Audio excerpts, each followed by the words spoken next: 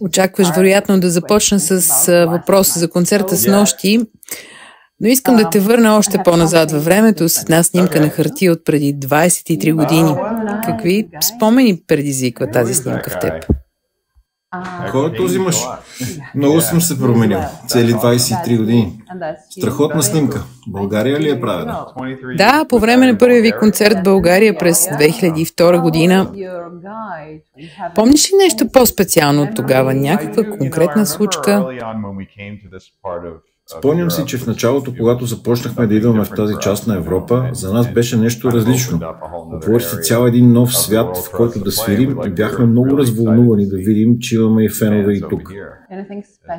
Това беше отдавна. Опитвам се да си спомня къде точно беше. Може би беше в София, нали? Беше ли на открито?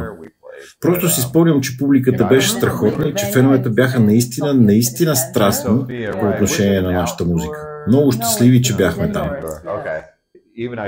Дори и с нощи, докато свирихме в този красив амфитеатър, усещането беше същото. Хората толкова се вживяваха в музиката, толкова бяха щастливи, че сме тук.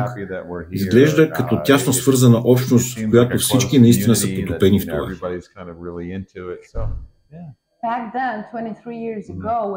Тогава все още бяхме жадни за истинска музика, за големи групи, но дори днес, когато всяко лято е наситено с фестивали и големи концерти има през цялата година, Dream Theater разпродава билетите си за броени часове. Дори обявихте втора дата. Все още интересът е огромен, въпреки че сте били тук 4-5 пъти. Да, това само показва, че българската публика не просто обича рока и метала, а е прегърнала и нашата специфична форма – прогресивната музика. По някакъв начин именно тя е успяла да докосне дълбоко хората тук, да намери онзи резонанс, който прави срещите ни толкова специални. Повечето от концертите ви в това турне са на невероятни исторически места. Какво е усещането да свириш на такива сцени, като Античния театър в Пловдив или пък Помпей в Италия? Усещането е страхотно. На това турне имахме възможност да свирим на наистина специални места. Свирихме в Помпей в Италия, в древния театър в Таурмина в Сицилия и след около седмица ще свирим на още едно такова място във Франция. А сега сме тук. Още един изключителен обект.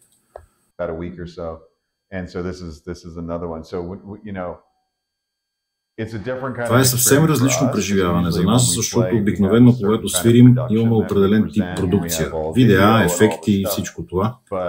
Но когато си на такова уникално място, всичко се свежда до самата атмосфера, до руините, до амфитеатъра. Нашият осветител, например, осветява различни елементи от сцената и цялото място изглежда просто зашеметяващо. Когато съм на сцената, понякога дори се обръщам назад, за да изсвиря някой пасаж в посока към декора зад мен, просто за да се насладя на гледката.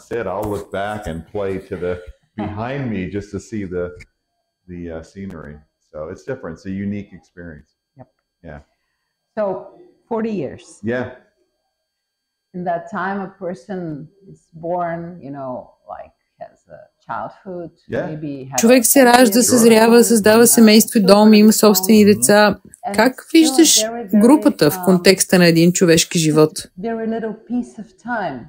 Когато започнахме, опитвахме се да правим нещо по-различно.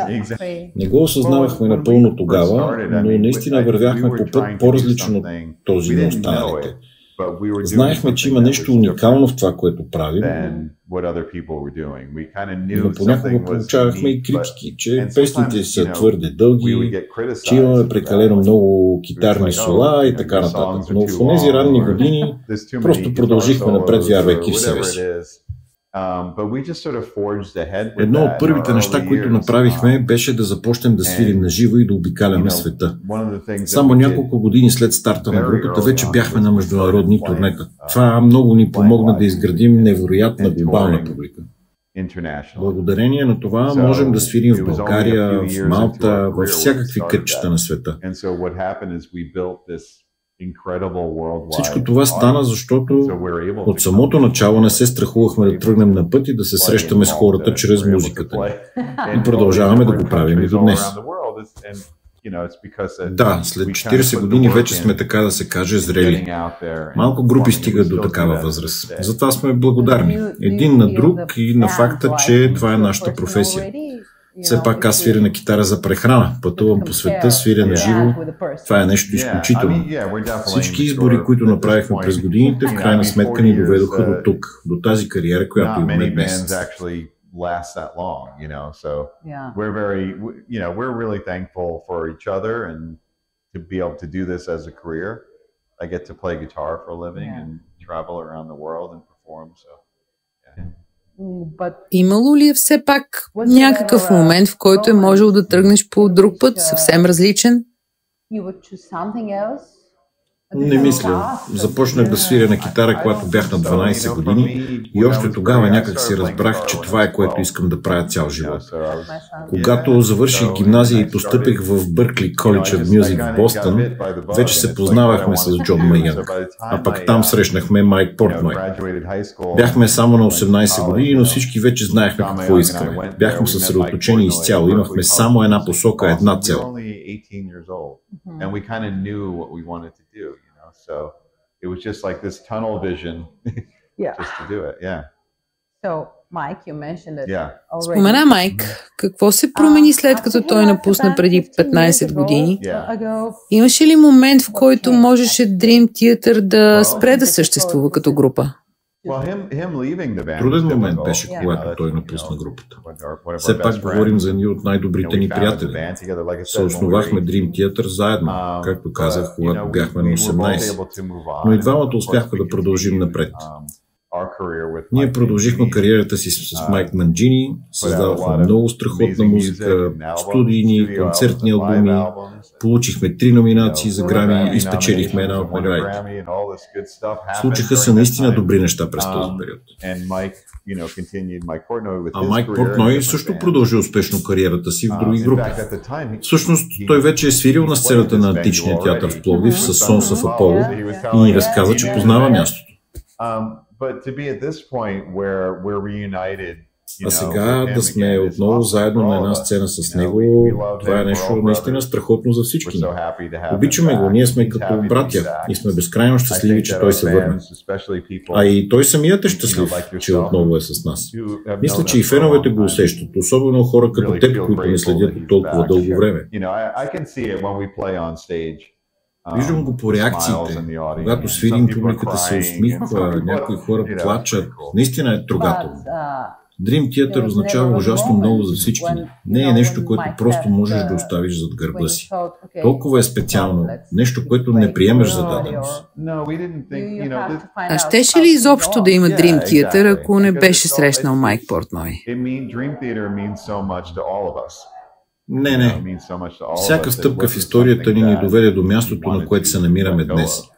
Ако с Джон не се бяхме познавали и ако в Бъркли не бяхме срещнали Майк, нямаше да има Dream Theater. Там са корените на всичко. Сигурно в някакъв момент си осъзнал, че Dream Theater не е просто група, а институция, че музиката ви може да повлияе на нечий живот. Знаеш ли, мисля, че при всяка група, която е имала щастието да има дълга кариера, някои неща се утвърждават и се превръщат в нещо повече. Вземи, например, Iron Maiden или Metallica. Това са банди, които са свършили страшно много работа. Били са последователни и са събрали фенове по цял свят, които ги обичат. И в един момент самото име започва да означава нещо. Когато кажеш Dream Theater, това означава нещо за страшно много хора, които харесват музиката ни. Разбира се, има и случаи, когато като кажеш Dream Theater, никой не е чувал за нас. Така че сме в доста уникална позиция. Не сме поп-изпълнители, не сме някакви супер знаменитости, но хората, които ни познават, наистина ни обичат, страстно следват това, което правим и ни подкрепят.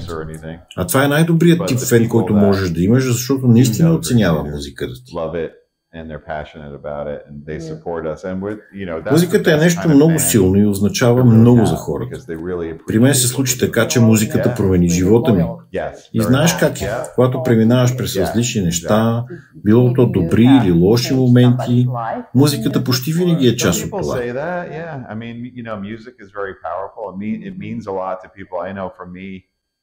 Music obviously changed my life, and different things that you go through, whether they're good moments or bad moments. Определена песен или албум те докосват, когато минаваш през раздяла, например, или преживяваш щастлив момент.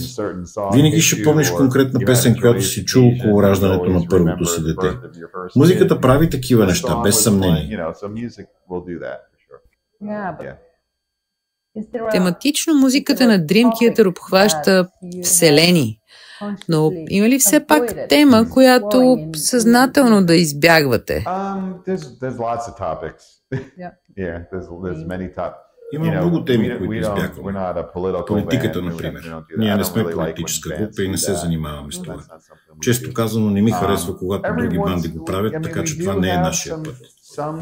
Имаме песни вдъхновени от връзки, семейство и лични преживявания със сигурност, но не мисля, че някога сме влизали в бизнеса с любовните песни, както правят доста други групи. По-скоро избираме приказни теми, разказваме фантастични истории, неща, по които наистина се пристрастяваш. Мисля, че това отразява и типа фенове, които харесват нашата музика. Същите хора, които обичат приказни истории, научна фантастика, междузвездни войни, например, и Dream Theater.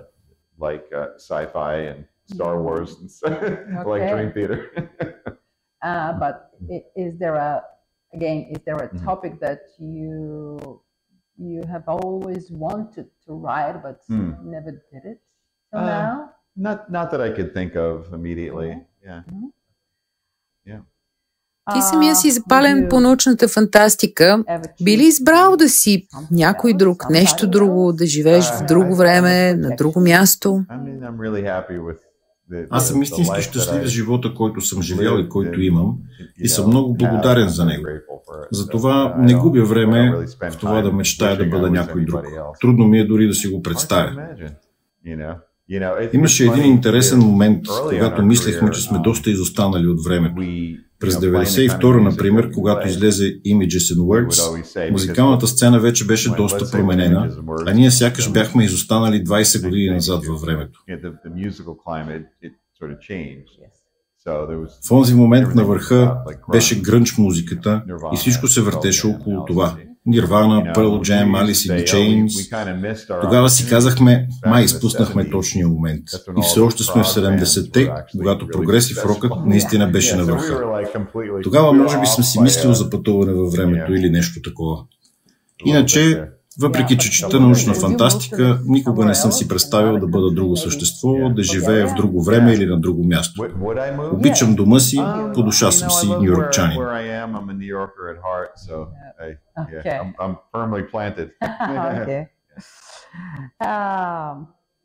Единственото друго място, на което съм си мислил да живея, е Хавай. Исторически погледнато живеем в относително спокойни времена, но нямаш ли все пак усещането, че има натрупано огромно напрежение? Следиш ли новините? Кой от актуалните проблеми те притеснява най-много? Войните, климатичните промени, твърде бързите технологични скокове?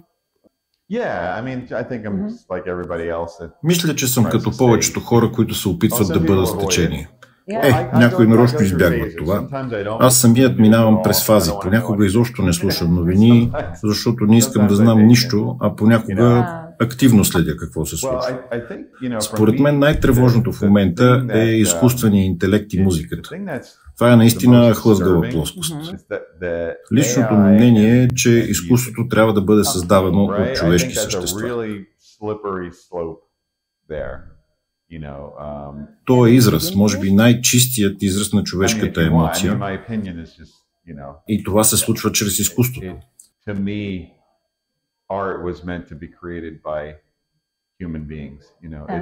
Това е едно от нещата, които ни правят уникални. Изкуството трябва да се създава от хората за хората. Затова заплахата това да ни бъде отнето по някакъв начин, мисля, че е нещо много опасно. And so the threat of that being taken away in some way, I think it's dangerous and, И все пак напоследък всичко се случва толкова бързо. Неща, за които сме чели в научно-фантастичните книги, сега са реалност. Имаш 3 деца. Как ги подготвяш за бъдещето? Как подготвяш себе си за това?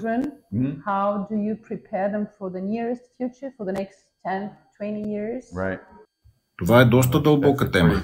Мисля, че част от отговора се крие в това да поглеждаш назад, да видиш какво се е случило в миналото и да се опиташ да се получиш от него.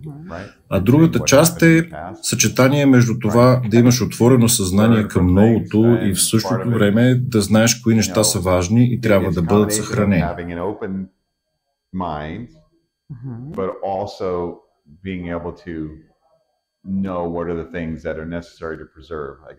Всичко е въпрос на намирането на този баланс. Моите лични котви са традиционните, устойчивите неща, които служат като опора за всеки човек по света. Семейство, приятели, музика.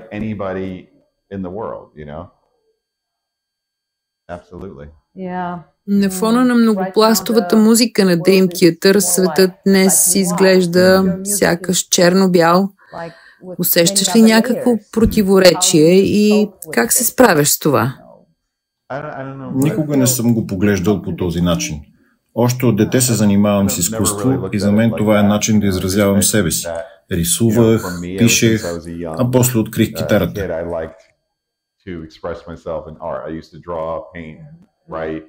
И ето ме сега, толкова години по-късно, все още съм си същия човек. Това е начинът, по който възприемам света, чрез музиката. Имах късмета да открия китарата като инструмент и избрах именно нея, за да задълбоча и развия уменията си. Така че до някъде, както беше с групата в ранните ни години, отново съм малко като с тунелно виждане. Просто свиря на китара, пиша музика, и това е, което обичам да правя. И съм щастлив, че мога да го правя. Наистина съм късметлия, че това се превърна в моя кариера.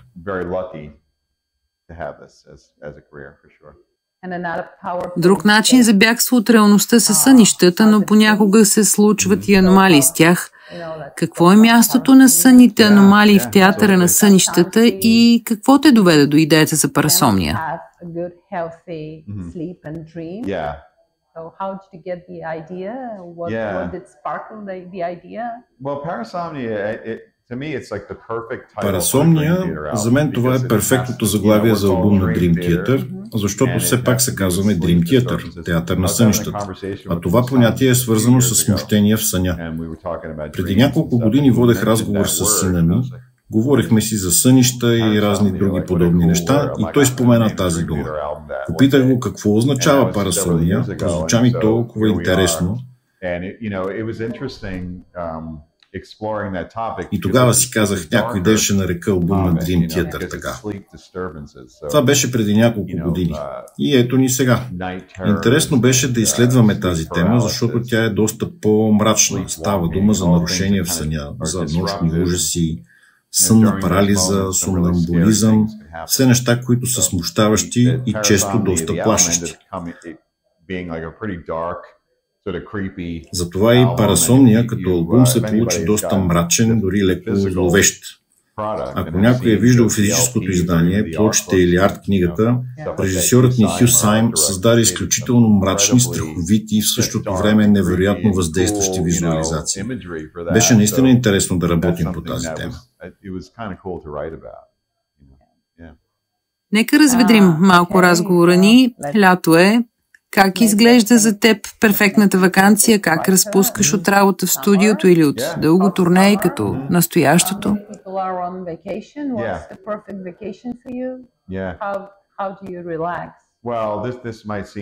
Знам, че това може да прозвучи малко клиширано, защото съм американец, но съм голям фен на Дисни. Така че често ходим до Дисни Уърлд в Флорида. Много обичаме такива пътувания. Като дете също ходех там с семейството си и тази традиция просто я пренесохме в моето собствено семейство. Страхотно. Макар че във Флорида в момента е доста горещо. Друго нещо, щом заговорихме за Съединените щати, има толкова много за разглеждане там. Но скоро бяхме в Монтана при моя скъп приятел Лари Ди Марцио и имахме възможност да видим Йелоустоун и националния парк Глейшиер. Visiting my dear friend Larry DiMarzio, and just experiencing Yellowstone and Glacier National Park.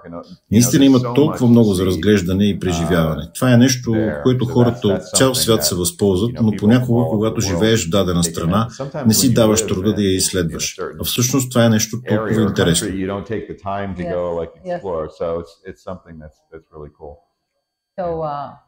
А какво слагаш в плеера на колата, докато пътуваш със семейството си? За какво си говорите по път?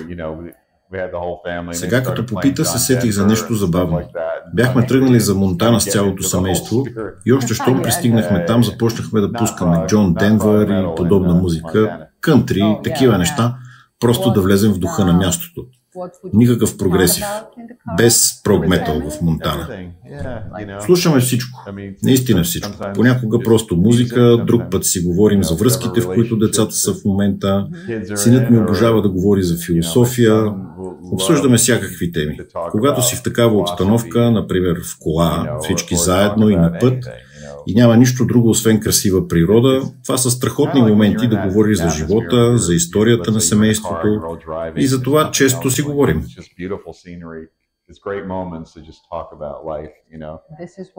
Ако не си в студиото или пък на турне, как минава един твой съвсем обикновен ден?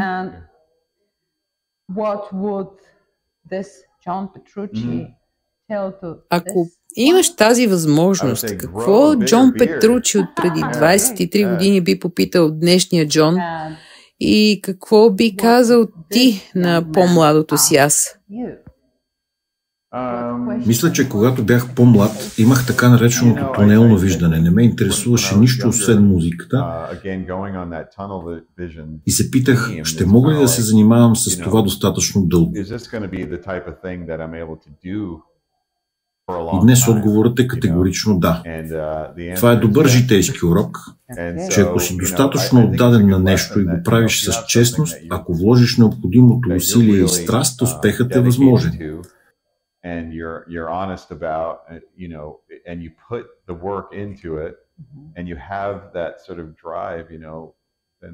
Фактът, че Dream Theater сега, когато гледам тази снимка, е група с кариера, продължаваща вече 40 години, е нещо невероятно. А когато се замислиш колко малко банди успяват да постигнат това, разбираш колко е специално.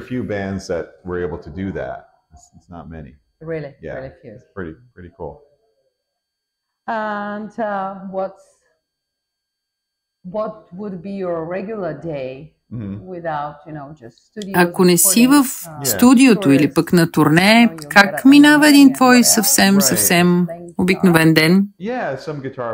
Обикновено свиря малко на китара, понякога и заедно с съпругата ми Рена, която също е музикант. Виждаме се с децата, които вече не живеят при нас. Отделям доста време за фитнес, почивам си край басейна, просто нормален, спокоен живот в предградието. Имаш ли някакви хобита съвсем извън музиката? Нещо, например, градинарство, готвене, нещо, което би ни изненадало да чуем от теб.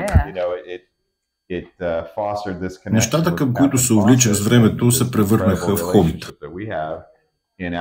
Грижата за брадата стана едно от тях. Тя доведе до партньорството ми с Captain Fawcett и създаването на линията продукти Nebula.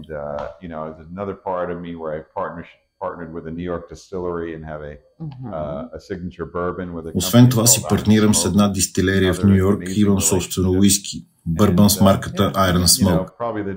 Иначе, да, понякога готвя, но най-много обичам да правя барбекю. Нормални мъжки неща. Не очаквах срещата ни да е точно в барбършоп. Разкажи ми повече за това. Как започна всичко с марката Captain Fawcett? Както се вижда от снимката, съм носил брада през по-голямата част от живота си. но преди няколко години реших да я пусна по-дълга.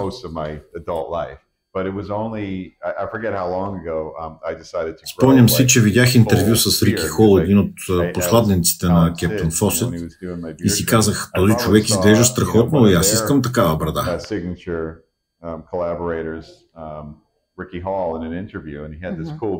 Започнах да се интересувам повече и разбрах, че изисква много грижа. Once you start growing a beard and getting into it, you realize there's a lot of care that goes into it. So there was one year my wife bought me some Captain Fawcett. Съпругата ми подари комплект с продукти на Captain Fawcett. Вакса за мустаци и още няколко неща. Влюбих се в тях, в аромата, в ефекта, в начина, по който представляват историята си. And very unique way of presenting their story about all of their products. I just really fell in love with it. Започнах да си поръчвам редовно, макар че живея в Ню Йорк, а те са базирани в Великобритания.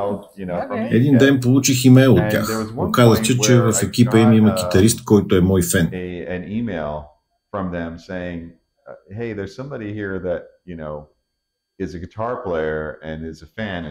Така започна всичко. Първо просто искаха да споделя снимка в Инстаграм, след това Кори от екипа дойде на концерт на Dream Theater в Лондон. And then that same person, his name is Corey, who works at Captain Fawcett, came to watch Dream Theater play a concert in London. Донесе ми продукти и една рядка бутилка уиски Captain Fawcett. Awesome rare bottle of. Спонтанно му казах, ако някога решите да направите нещо с китарист, пишете ми.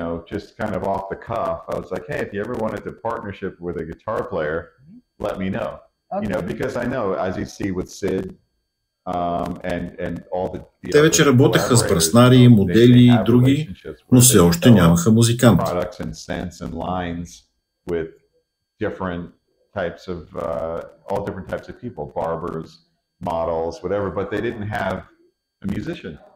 А толкова много музиканти носят бради. Китаристи, барабанисти. Това е голям пазар. Скоро след това Рич се свърза с мен и започнахме партньорство. Така създадахме Nebula, моята серия с Captain Fawcett. With Captain Fawcett, it's exclusive. It's a beard oil, a beard balm, a mustache wax. Серията включва масло за брада, балсам, вакса за мустаци, а отскоро и парфюм. Ароматът спечели награда и хората го обожават. Най-хубавото е, че покрай това се родиха истински приятелства. Видях се с капитана тук в България, били сме заедно също в Полша, в Великобритания.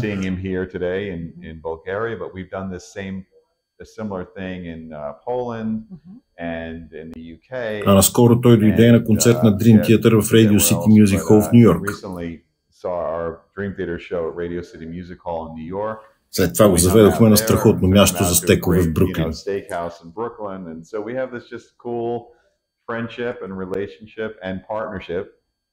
Nebula е първото ми начинание извън музиката, но всъщност именно музиката ме доведе до него.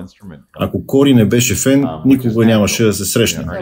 Понякога животът просто те води.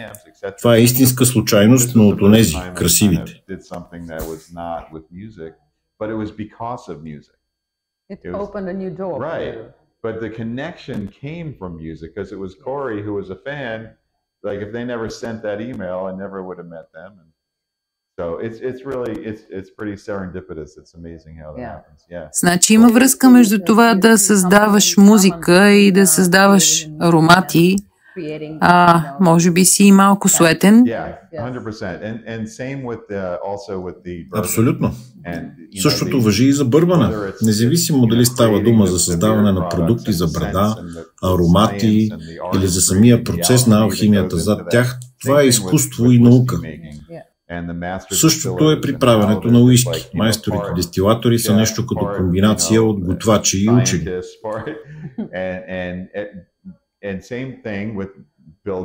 Същото се отнася и за изграждането на китари. В Ernie Ball Music Man инженерите и дизайнерите избират дървото, Създават невероятно красиви инструменти, които звучат страхотно и на които аз имам щастието да свиря.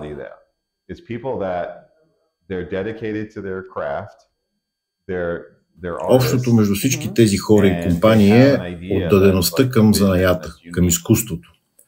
Те имат визия и способността да я реализират. И това много прилича на начина, по който ние мислим в Dream Theater. And to look for each small detail, like in the music. That's right. They pay attention to it, and it's very much it. You know, if you think about it, it's the same with Dream Theater. It kind of it aligns with the way that we think. You know, ние сме страстни, фокусирани върху детайла, отдадени на изкуството. Когато работиш с такива хора, знаеш, че каквото и да създадат, било то музика, продукти за грижа за брадата, уиски или китари, то ще бъде направено с грижа и с високо качество. И това много ми харесва.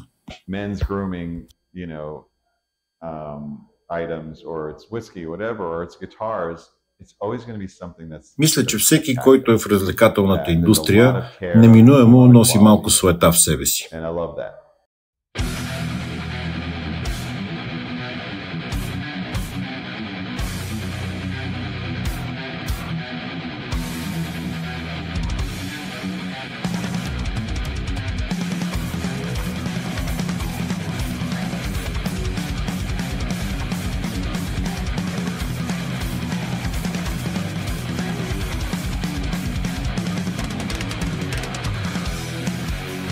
Hey, this is John Petrucci of Dream Theater. I'm here in Bulgaria, and you're listening to Bad Rock.